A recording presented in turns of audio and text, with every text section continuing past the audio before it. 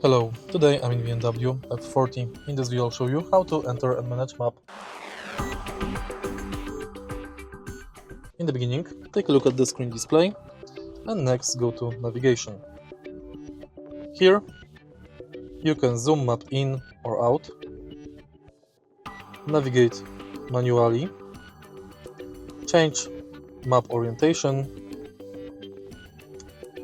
check traffic information, change map theme,